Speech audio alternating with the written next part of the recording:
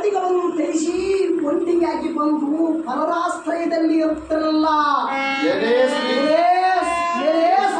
ಎಲೆ ಸುಂದರಿ, ನೀನು ನನ್ನನ್ನು ದೈತ್ಯ ಕುಲಕ್ಕೆ ಹೋಲಿಸಿ ಮಾತನಾಡುವಿಯಲ್ಲ.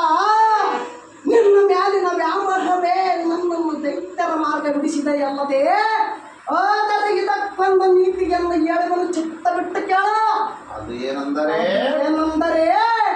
ಪರಸ್ತ್ರೀಯರ ಸಂಗಂ ಮಹಾ ಪುಣ್ಯಂ ಪರವೇದನ ಫಲವಾಹಕಂ ಗೋಹತ್ಯ ಸದ್ಗತಿ ಚೈವ ಬ್ರಹ್ಮಹತ್ಯ ಛಯಾದರಂ.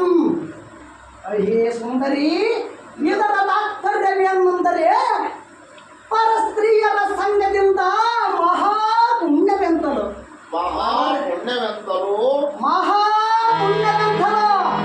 ಪರರಿಗೆ ವೇದನೆ ಕೊಡುವುದಕ್ಕಿಂತ ಫಲವಾಗುವುದೆಂತಲು. ಗೋಹತ್ಯದಿಂದ ಸದ್ಗತಿಗೆಂತಲೂ ಬ್ರಹ್ಮ ಹತ್ಯದಿಂದ ಮಹಾದಾನಂದ ಮಹಾ ಆನಂದ ಮಹಾಧನ ಪ್ರಾಪ್ತಿ ಅಂತಲ್ಲ, ಆನಂದ ಮಹಾಧನ ಪ್ರಾಪ್ತಿ ಅಂತಲೋ. ದೈತ್ಯ ಕುಲ ಬ್ರಹ್ಮ ವೇದಾಂತದಲ್ಲಿ ಶುಕ್ರಾಚಾರ್ಯರು ಹೇಳುತ್ತಾರೆ. ಇದಕ್ಕೆ ನಿನ್ನ ಅಭಿಪ್ರಾಯವೇನು ಕಾಮಿನಿ? ಕಾಮಿನಿ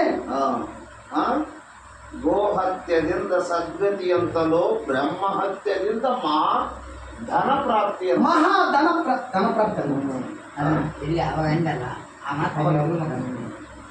ಎಲ್ಲವೋ ಭ್ರಷ್ಟ. ಹಿಂದಕ್ಕೆ ಚಂದ್ರನು ಗುರುಪತ್ನಿಯನ್ನು ಮೋಹಿಸಿ ಶಾಪದಿಂದ ನೊಂದನು.